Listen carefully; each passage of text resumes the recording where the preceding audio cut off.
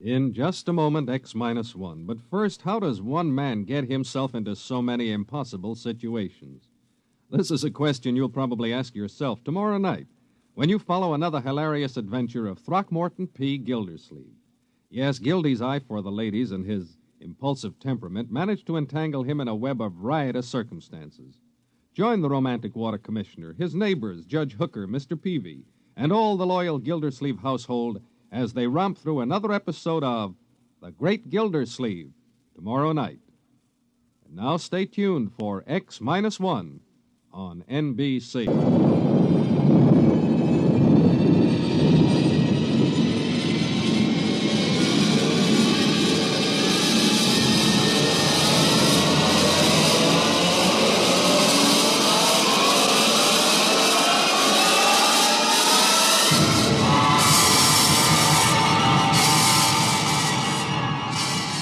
From the far horizons of the unknown come transcribed tales of new dimensions in time and space.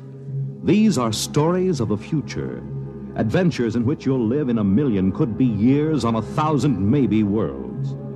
The National Broadcasting Company, in cooperation with Galaxy Science Fiction Magazine, presents X minus one.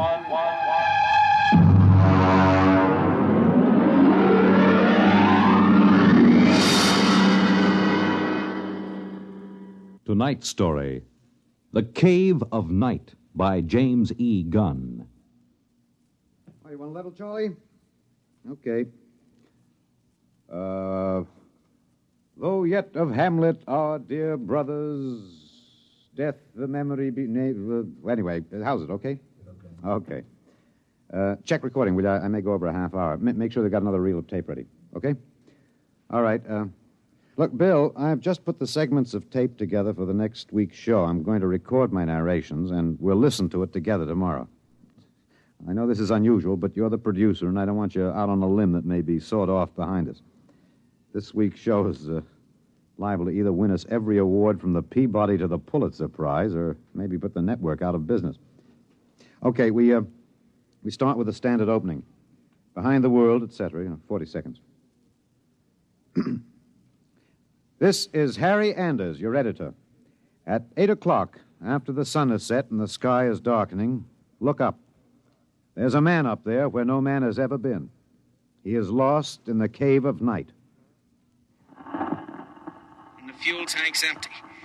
Receiver broken. Transmitting and clear. Anyone picking this up, anyone. This is Rev McMillan calling. Notify Goddard Rock, New Mexico. There's no way to get back. There's a man up there where no man has ever been. He is lost in the cave of night. We all know that phrase now, the cave of night. It was written by a poet disguised in the cynical hide of a newspaper rewrite man. But it stuck. It caught the world and held it like a butterfly pinned to a board. It started with a ham, an amateur radio operator, in Davenport, Iowa. All right, Eddie. Roll the first tape in here. It's marked. Am I too close? I was up in the attic. I usually have a talk with WG-73. He's in Buenos Aires. We play chess. Well, there was some kind of interference. And then all of a sudden, I heard this voice.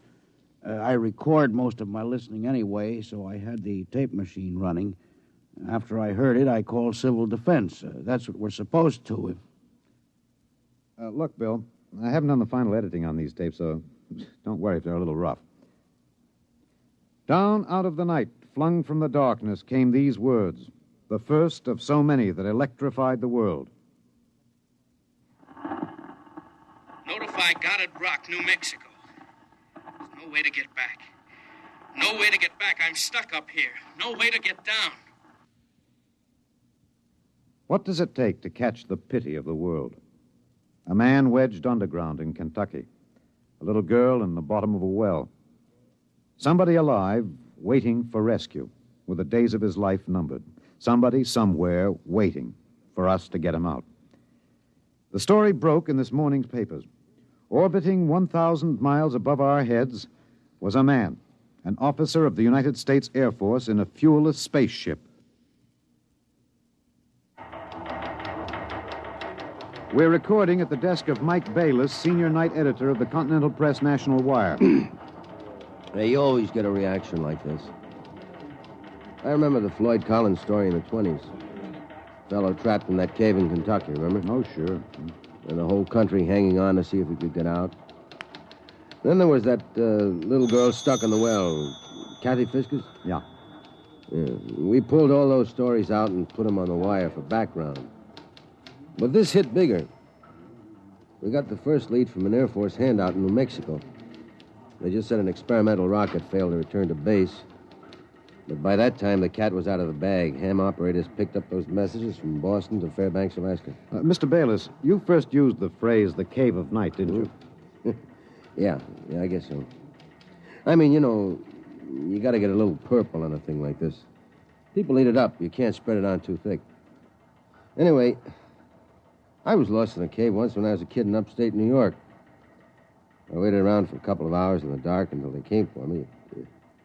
It kind of reminded me of that.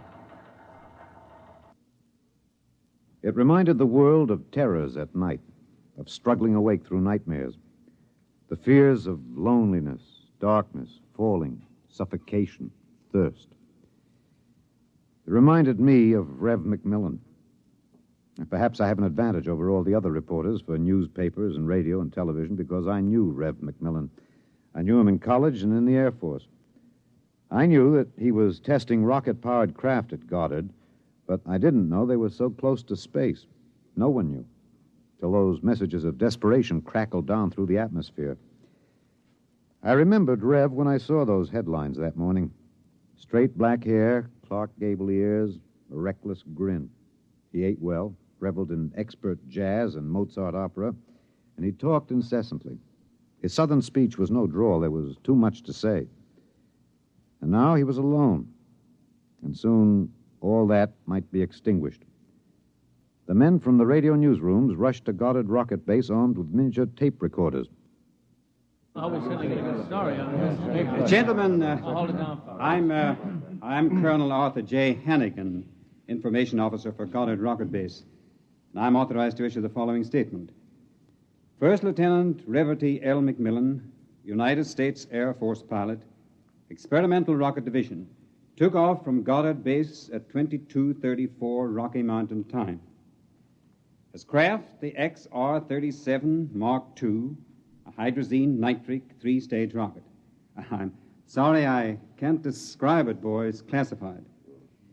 Well, in order to maintain orbit, the motors were pulsed for 1 second every 15 seconds elapsed time. After 3 minutes, the exhaust was seen by ground spectroscope observation to flare for half a minute. His fuel supply is exhausted. The craft has reached sustaining orbital speed. What does that mean, Colonel?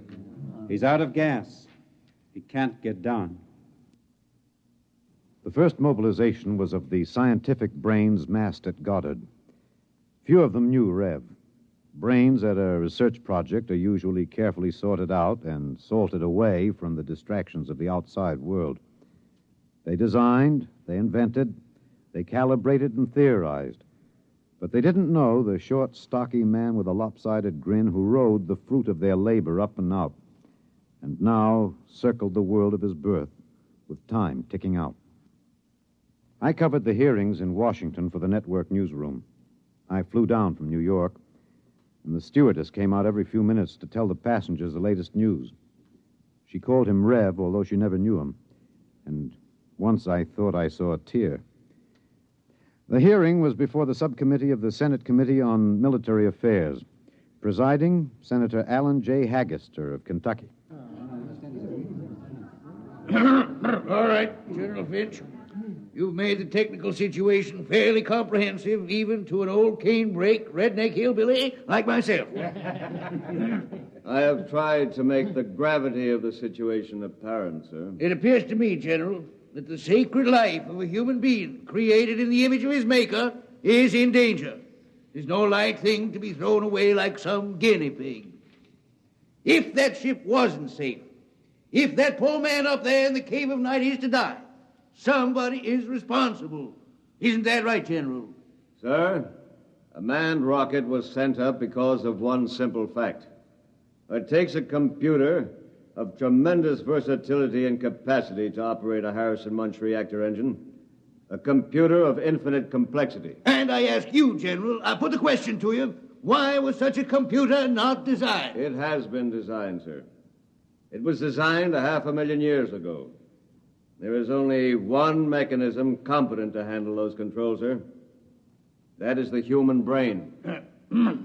All right. I turn now to my second question, General, and I ask it not only for myself and my colleagues on this committee, but for 170 million Americans listening on the radio, watching on television. With that man up there living out his last days, why was it not possible to send a ship up after him? Why was there no second ship built? For one reason, Senator, money. The appropriation for rocket research fell short by 12% of the amount needed even to build one vessel. Oh, frankly, gentlemen, the deficiency was made up by cutting corners and diverting funds from other projects. That is not the point, General. There's a man up there who's going to die. With the limited funds you gave us, we've done what we set out to do. We've demonstrated that space flight is possible, that a space platform is feasible. If there is any inefficiency, if there is any blame for what has happened, it lies at the door of those who lack the confidence and the courage and ability of their countrymen to fight free of Earth to their greatest glory. Senator, how did you vote on that?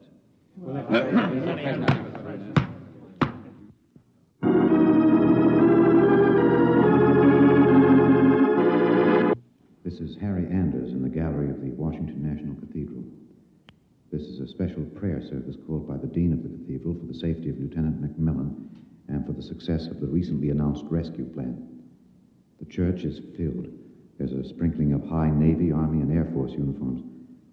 I see General Finch in the second row, next to the Secretary of the Air Force and the newly appointed Undersecretary of Defense, Mr. Winokur. Prominently displayed in the center aisle, below the ornate railing separating the pews from the altar, is the small model of McMillan's ship. One by one now, the congregation is filing past, dropping checks, bills. I saw one child drop in 12 pennies, one by one.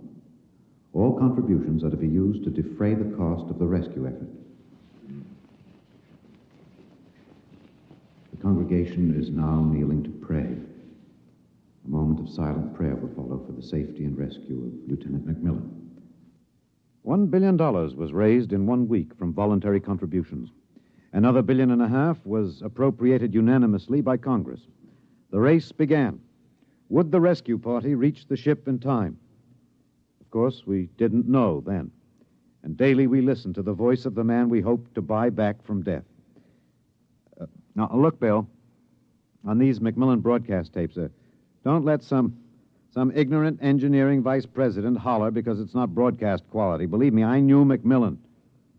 There's more of that wild Texan in these tapes than in any hi-fi super-frequency response studio recordings. Just listen. You'll see what I mean. I've been staring out the portholes. I never tire of it. Through the window at the right, I see a black velvet curtain with a strong light behind it. There are pinpoint holes in the curtain, and the light shines through, not winking the way stars do, but steady. There's no air up here. That's the reason. My oxygen is holding out better than I expected. By my figures, it should last 27 days more. I shouldn't use so much of it talking all the time, but it's hard to stop.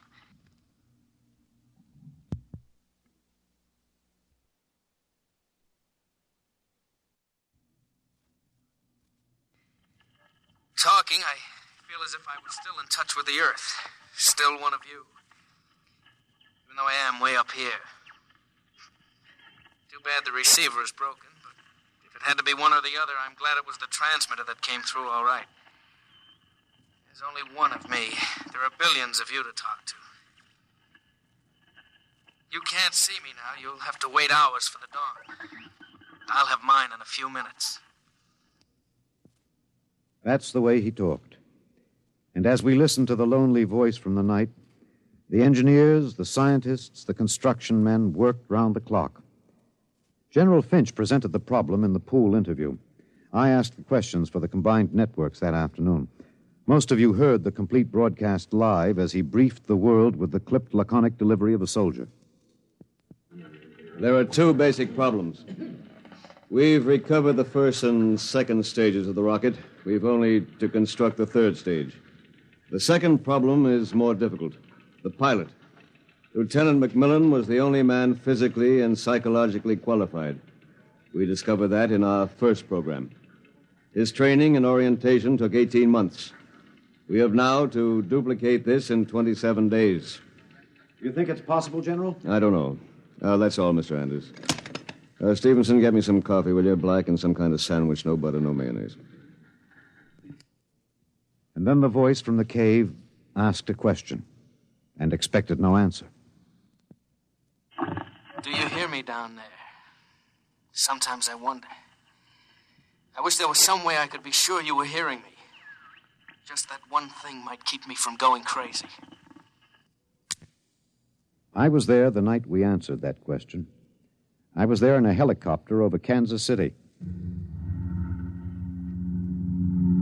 This is Harry Anders speaking to you from a helicopter over Kansas City. There are 15 seconds till midnight. The plan was developed by General Finch. At precisely midnight, every light in the city will be out and then flashed on in 2-second intervals. This will be the exact moment that McMillan's ship is calculated to pass overhead. It's almost time now. 5, 4, 3, 2, 1. There they go. Off. On. Off. On. Off. On. I see it. I see it. Kansas City winking at me. Oh, yes, I can see it. Thanks. Thanks. You're listening. I know that now. I'm not alone. I'll never forget. I'm waiting for you. We're recording in the press gallery of the Goddard Rocket Base main construction hangar. The vast third stage component stands before us, men swarming up and down the gantry cranes. The Mark III is being built to carry 5 men instead of 1.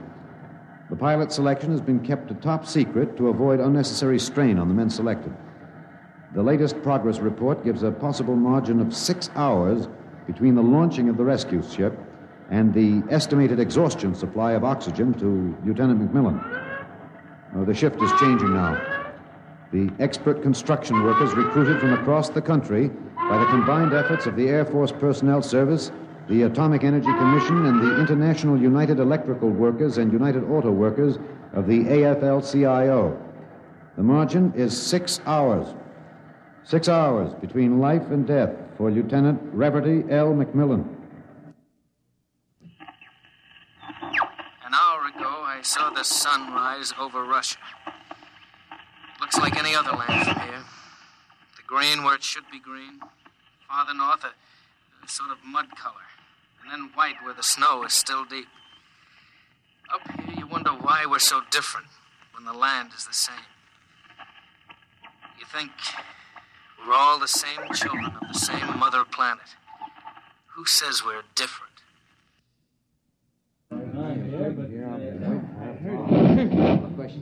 Can you hear me in the back? You're standing a little close. Well, how about this? That's better. That's better.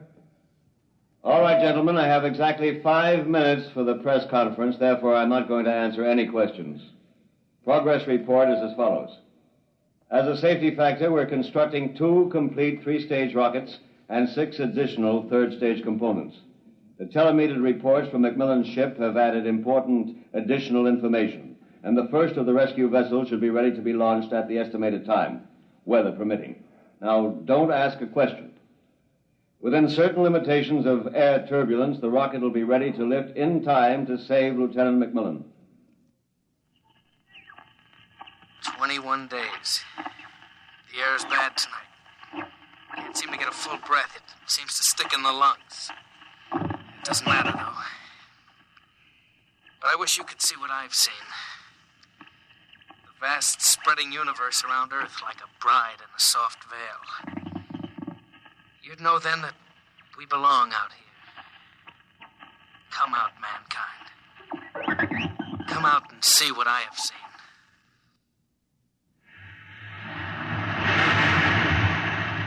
This is Harry Anders at Goddard Rocket Base. The Harrison Munch reactor engine for the first third-stage rescue is being tested here at Goddard. You can hear the roaring of the gases in the test chamber behind me. The work has been stepped up as a new calculation based on the increased temperature reading from Macmillan's ship indicates that the exhaustion time will be some 6 hours earlier than originally estimated. The margin of rescue will be in minutes. Air very bad. Better hurry. Can't last much longer. Silly, of course you'll hurry. But I don't want anyone feeling sorry for me. I've seen the stars clearly. But more than this, I've seen the Earth. There where I have lived and loved. I have known it better than any man. And loved it better. And known its children better. Goodbye. I have a better tomb than the greatest conqueror Earth ever bore. Do not disturb.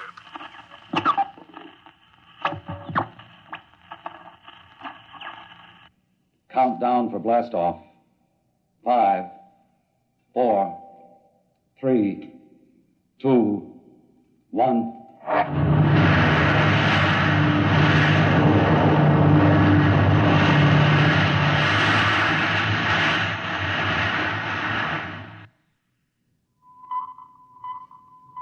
Anders, tape 323. We're in the press operation room of Goddard Field. The rescue rocket has been aloft 53 minutes plus. Its calculated time of arrival is 54 minutes. You will hear the voice of General Beauregard Finch on a direct pickup from the rescue vessel, which has been named unofficially the Lifesaver. Silent crowds have collected at the outer perimeter of the rocket base, as if by their presence they might help it. Here it comes. Quiet. The next voice you hear will be General Finch aloft in the rescue ship. The voice quality may not be good. He's speaking over a throat mic in his pressure suit. Mark 3 to base. This is Finch. We'll secure that cable. We have just secured to the airlock of Macmillan's ship. I'm now entering the lock. The inner door is closed. I have closed the outer door. The inner door is cycling. Now it is open. Bring in those oxy bottles, will you? The bulkhead to the control room is open.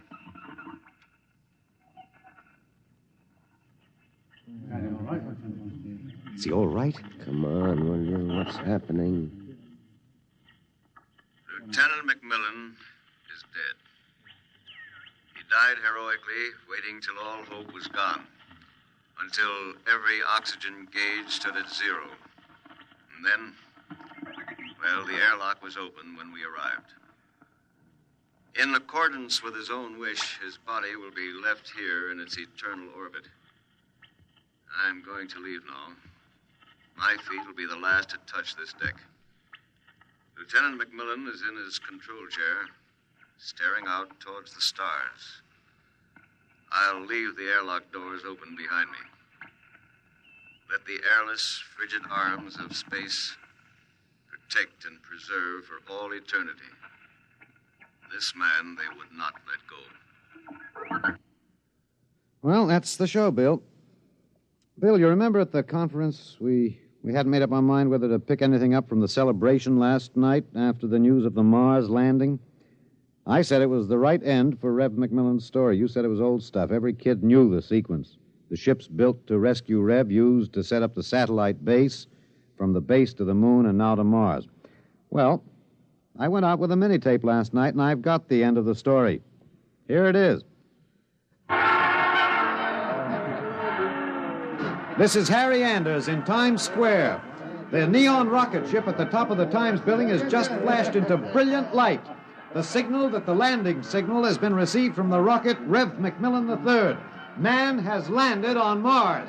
And a holiday crowd here in Times Square is celebrating like 1,000 New Years rolled into one. I'm being tossed and pushed and clapped on the back all at once.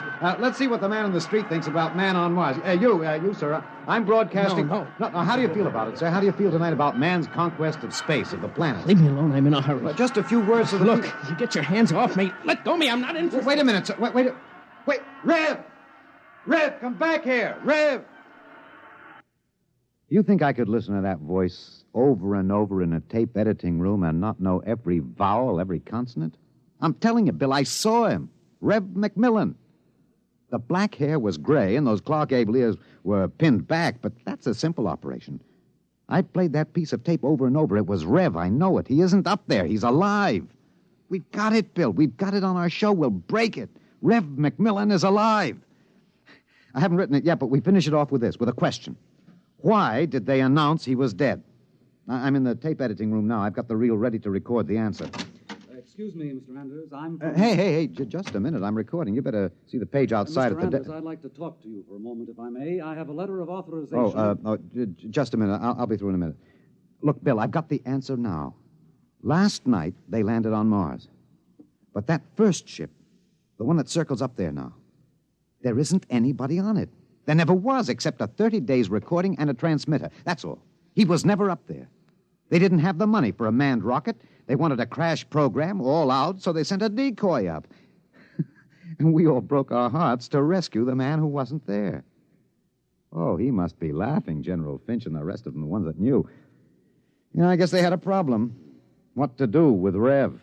I wonder if he slipped away from whatever guards they have around him to see the celebration.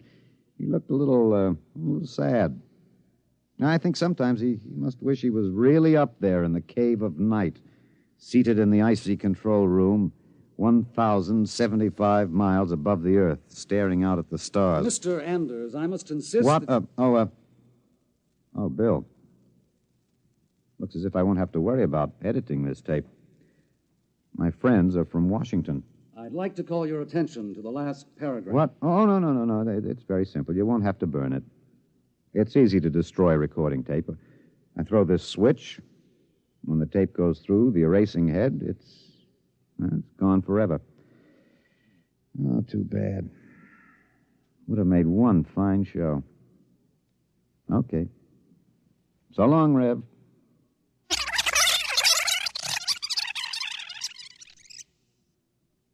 You have just heard X-1, presented by the National Broadcasting Company in cooperation with Galaxy Science Fiction Magazine, which this month features an exciting serial, Slave Ship, by Frederick Pohl.